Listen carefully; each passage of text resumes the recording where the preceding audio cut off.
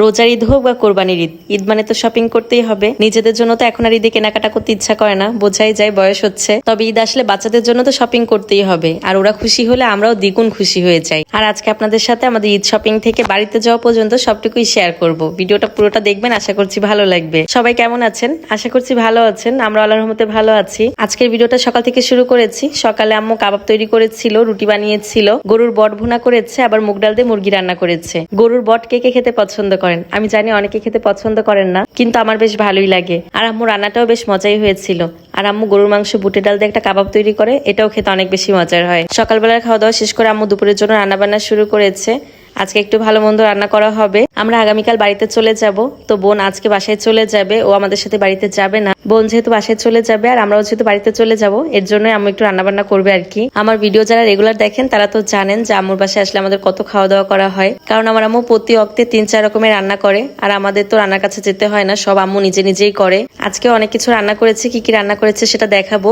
তো সবকিছুর ভিডিও আসলে আমি নিতে পারিনি। আম্মু সব কাজে অনেক ফাস্ট, দ্রুত দ্রুত সবকিছু করে ফেলে, তো কখন কোনটা রান্না করে ফেলেছে বুঝতেই পারিনি। পোলাও রান্না করেছে, গরু মাংস রান্না করেছে, রোস্ট রান্না করেছে, তারপর ডিমের কোরমা রান্না করেছে, পাবদা মাছ ভুনা করেছে, তো সেটা তো দেখালামই। তো আজকে দুপুরের জন্য এগুলোই রান্না করেছিল। আমরা খাওয়া দাওয়া শেষ করে বের হয়ে পড়েছি শপিং এর জন্য। বাচ্চা কাচ্চাদের নিয়ে শপিং করা যে কি কষ্ট সেটা খুব ভালো করে আজকে টের পেয়েছি। আজকে শুধু বাসায় আম্মুর কাছে রেখে এসেছিলাম, আর বাকি 3টাকে নিয়ে বের হয়েছি। ওরা পুরো মাথাটাই আমাদের খারাপ করে ফেলেছে, এটা ধরে ওটা ধরে, মানে দোকানে গিয়ে একটা বিচ্ছিরি অবস্থা আর কি। খুব লজ্জায় পড়ে যেতে হয়েছিল। একে তো একটা টেনশন মাথায় আছে, মানহাজকে বাসায় রেখে এসেছি, খুব তাড়াতাড়ি বাসায় ফিরতে হবে।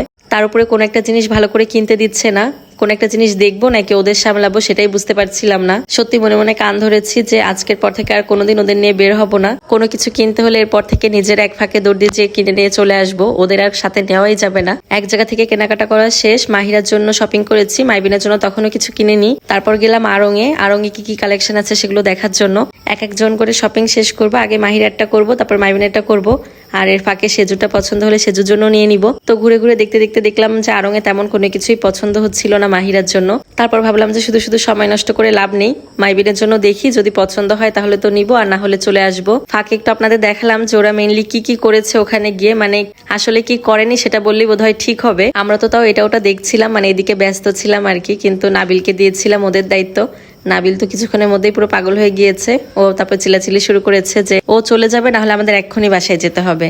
তো কি করব, তাড়াতাড়ি করে মাইবিন মাহিরার জন্য কেনাকাটা করে নিয়ে দৌড় দিয়েছি। সেজুর জন্য আসলে তখনও কিছু পছন্দ করতে পারিনি। আমার যেহেতু তারা বেশি, তো আমাকেই তাড়াতাড়ি করে শপিং গুলো শেষ করে যেতে হবে, কারণ মানহাজকে রেখে এসেছি, আর ওকে রেখে আমি প্রতিদিন শপিং এ বের হতে পারবো না। এর জন্য মাইবিন মাহিরা শপিংটা অন্তত কমপ্লিট করেছি। নীলা সেজুকে নিয়ে অন্য আরেকদিন বের হতেই পারবে, কারণ ওর তো একটা বাচ্চা, একজনকে সামলানো তুলনামূলক একটু কমই কষ্ট।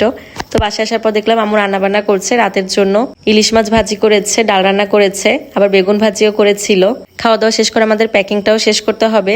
বাসা থেকে তো মোটামুটি আমি গুছিয়েই এসেছি, তো এখানে আসার পর যা যা শপিং করা হয়েছে সেগুলো আবার গুছাতে হবে। এখানে এসেও আমার কম কিছু কেনা হয়নি, যে কয়দিন আছি সে কয়দিন প্রত্যেকদিনই বের হয়েছিলাম, তো এটা ওটা দিয়ে অনেক কিছুই কেনা হয়েছে। আর সবকিছু এদিকে ওদিকে ছড়িয়ে ছিটে আছে, সেগুলো সব এখন গুছাতে হবে, কারণ কালকে আল্লাহ বাঁচিয়ে রাখলে আমরা সকালবেলা বাড়ির উদ্দেশ্যে রওনা করব। সকাল বললে ভুল হবে, যেতে যেতে মোটামুটি দুপুরই হয়ে যাবে, কারণ বাচ্চাদের নিয়ে একদম সকাল সকাল বের হওয়া আসলে সম্ভব হয় না। তো সকালবেলা উঠে আবার আম্মু এত কিছু রান্না করেছিল, বললাম না সকাল সকাল বের হতে পারিনি, খাওয়া দাওয়া আগে শেষ করেছি।